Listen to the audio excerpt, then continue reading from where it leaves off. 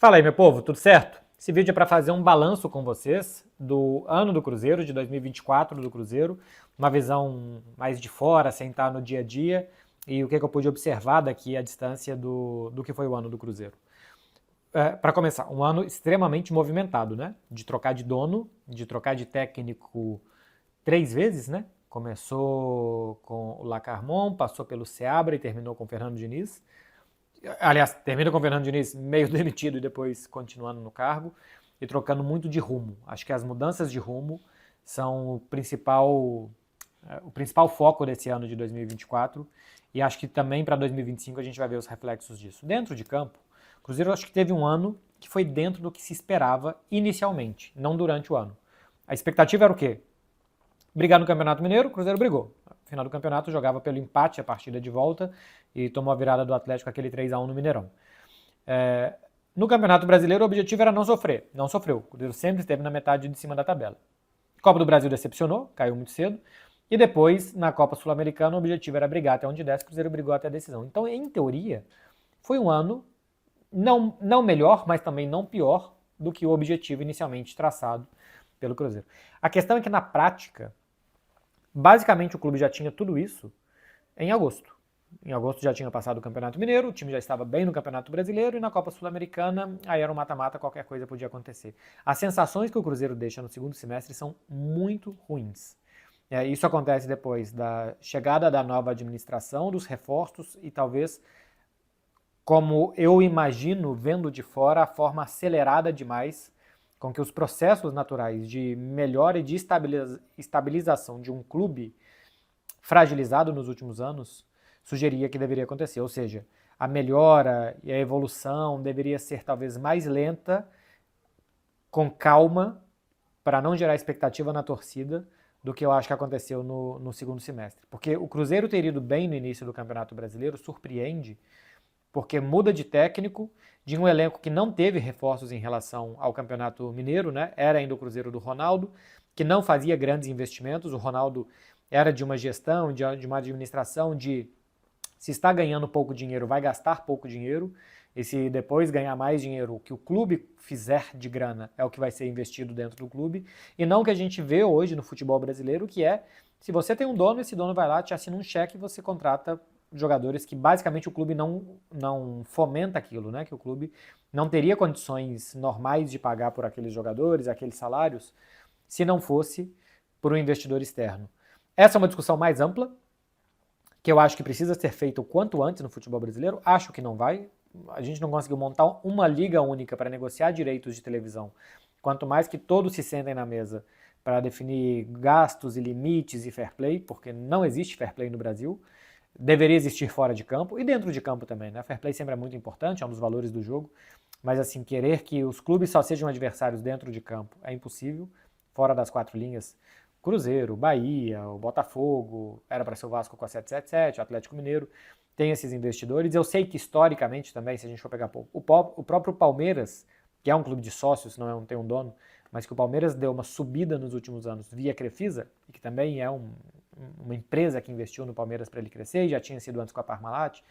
Enfim, eu sei que é algo mais amplo, histórico do futebol brasileiro, mas que nesse momento eu acho que a gente vê isso elevado a uma potência muito maior. Era só um parênteses para falar sobre essa questão das SAFs do futebol brasileiro e da potência que está sendo gerada em alguns clubes via talão de cheques.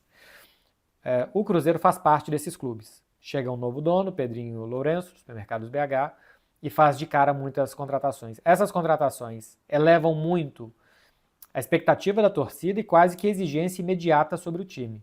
O áudio vazado do Pedrinho mandando o Fernando Seabra escalar aqueles jogadores contratados, e a partir dali os jogadores começam a entrar e o time começa a perder liga, porque muda muito as características. Cruzeiro vinha jogando com ataque com Matheus Pereira, Veron e Arthur Gomes. Quando entra Caio Jorge, quando entra Lautaro Dias, muda muito a característica desses jogadores. De serem de mobilidade, de trocar de posições, de fazerem muitas diagonais para jogadores diferentes. Quando no meio campo sai o Lucas Silva e entra o Wallace, ou até o Matheus Henrique, o Matheus Henrique eu acho que merece talvez menos críticas, porque ele termina bem o ano. Para mim é um jogador mais de jogadas do que de jogo, por enquanto, porque ele não dava tanto ritmo assim ao jogo e tal, mas ele realmente tinha algumas jogadas muito boas. mas a entrada do Wallace e a saída, por exemplo, do Lucas Silva muda muito a característica do time. Sai um jogador de manter bola no campo de ataque, de dar sentido ao jogo, de tocar a bola com critério, embora seja lento, eu sei, e entra um jogador com pouca mobilidade, capacidade de passes e de manutenção de bola no campo de ataque, mais um marcador, muda bastante. E acho que isso muda toda a forma do time atacar, acho que o time começa a atacar com muita pressa, querer chegar muito rapidamente ao gol adversário, ultrapassar processos que fazia de atacar bem com os laterais, de avançar em bloco para o campo de ataque, de se manter no campo de ataque, né? O Cruzeiro fazia um jogo de se manter muito no campo de ataque do rival, ou em alguns jogos de atrair o rival para o seu campo para correr. Foi assim, por exemplo, na vitória do primeiro turno contra o Bragantino em casa, o Red Bull Bragantino. O Cruzeiro me parecia, antes da chegada dos reforços, entender as suas limitações, e via entender suas limitações, preparar muito bem os jogos. Cada jogo era muito importante, e se não preparasse muito bem, não ia ganhar aqueles pontinhos que depois ia ver para que eles iam ser necessários. Com a chegada dos reforços, a sensação que dá é que as coisas são muito mais aceleradas, os processos são muito corridos e que o time deveria ganhar de qualquer jeito. E simplesmente para de ganhar, né? Depois daquela super vitória em cima do Botafogo, o Cruzeiro simplesmente para de ganhar e não consegue ter o mesmo ritmo nos meses finais do ano. Demite o Fernando Seabra, o que eu acho correto, tinha 3 vitórias em 11 jogos, porque com a chegada dos reforços, acho que a relação ali ficou difícil, ele não conseguia mais ter o time que ele tinha no início e nem montar outra coisa depois com esses reforços. Eu só não concordei com a contratação do Fernando Diniz para um momento decisivo.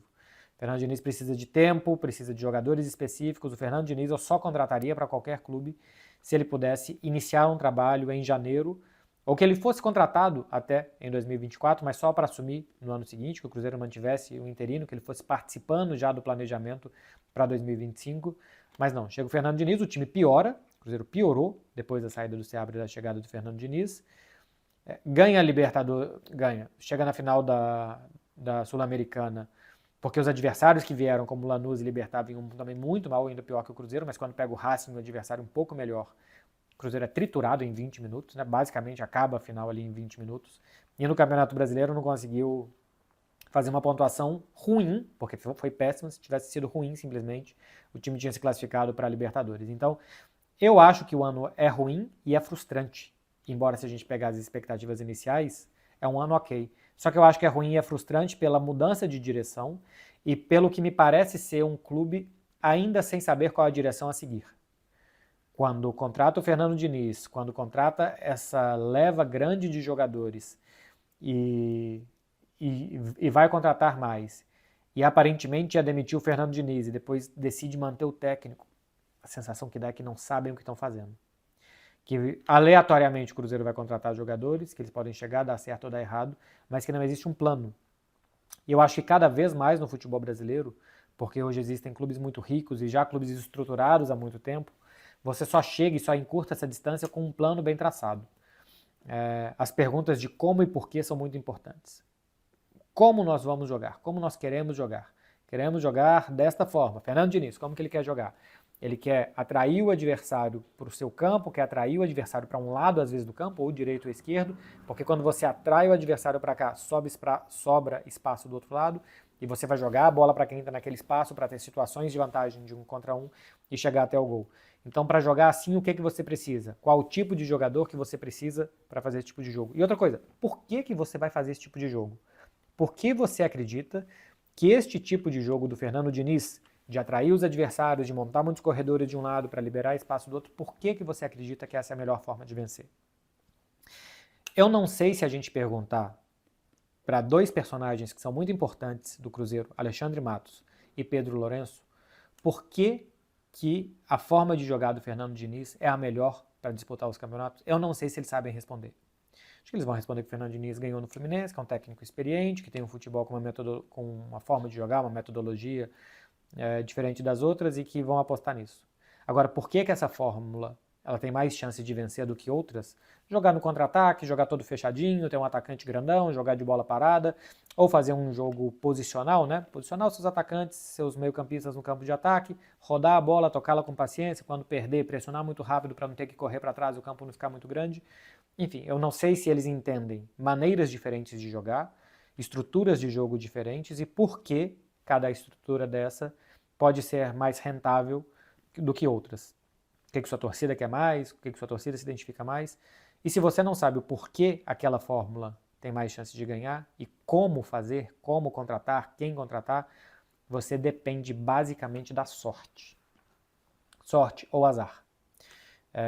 E eu acho que normalmente nessa o azar vai falar mais alto. Só um time vai ganhar, tá? Só um time vai ganhar a Sul-Americana, só um time vai ganhar o Campeonato Brasileiro.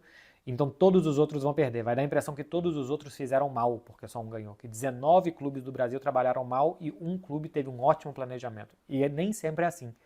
Às vezes se ganha o Campeonato Brasileiro porque deu sorte e um time encaixou. Só que se você trabalha bem todos os anos, você vai brigar todos os anos para ganhar.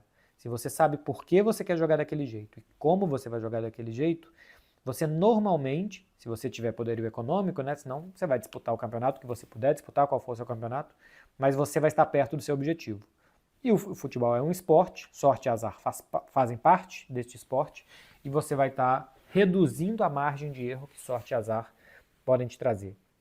No momento que eu estou gravando esse vídeo, o Cruzeiro já contratou o Christian, do Atlético Paranaense, contratou o Rodriguinho, do América. E quem mais que contratou? Acho que por enquanto foram esses dois jogadores. Está se falando de Dudu, de Gabigol.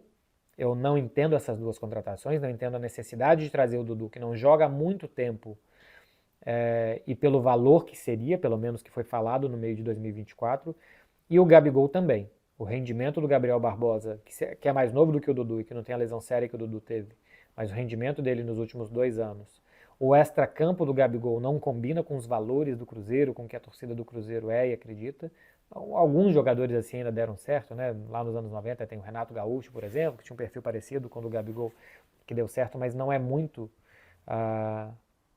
o tipo de jogador que dá certo no Cruzeiro. Eu acho que existe uma relação muito intensa de amor e ódio do Gabigol com a torcida e com o ambiente, com tudo e tal, que no Cruzeiro isso não costuma funcionar muito bem.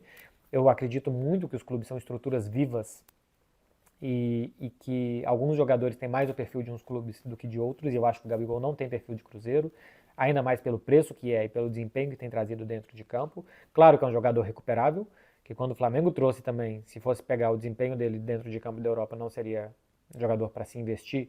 O Flamengo investiu e deu muito certo por muito tempo, no final menos, mas são jogadores que eu não traria. Mas assim, eu também não sei o tanto de dinheiro que o Cruzeiro tem, porque hoje em dia é basicamente o tanto de dinheiro que seu dono te dá. Então, se bobear, tem muito dinheiro, e eu tô aqui pensando, bom, com esse dinheiro daria para talvez um perfil de jogador assim e tal. Eu acho que jogadores, por exemplo, como Rodriguinho e Christian, que são jogadores que ainda têm muito a ganhar no futebol, é mais o tipo de jogador que o Cruzeiro precisa. Precisa de jogadores que precisam ganhar, que precisam de um grande clube, que sentem que aquilo ali é a grande chance da vida e da carreira deles. E outra coisa, os que chegaram no meio de 2024 ainda precisam dar certo. Ter uma pré-temporada, começar do zero junto de todo mundo, ver se encaixam nessa filosofia de jogo, e até quando que essa filosofia de jogo vai ser mantida, né? Ou se vai ser demitido o Fernando Diniz na primeira batida de vento para cá ou para lá e vão desistir do projeto. Enfim, eu não sei se eu estou muito confiante para 2025 de que possa ser um bom ano para o Cruzeiro, porque tem outros clubes do Brasil que eu entendo que trabalham melhor, que têm mais rumo, que sabem melhor o que querem fazer, que estão mais estruturados há mais tempo e que por isso estão alguns passos à frente. Futebol, essas instâncias podem ser encurtadas, o time pode dar certo, pode encaixar e até pode chegar. Mas a tendência, pelo que eu vejo, é depender muito de uma aleatoriedade, de jogar uma moeda para cima e ver de qual lado que ela vai cair. Sorte e azar. Porque rumo, estratégia e planejamento eu não vejo no setor mais importante, que é o cérebro do clube, diretoria de futebol. Então, veremos o que vai acontecer, meu povo. É a minha visão para o que foi 2024, o que eu acho de 2025 do Cruzeiro. Valeu!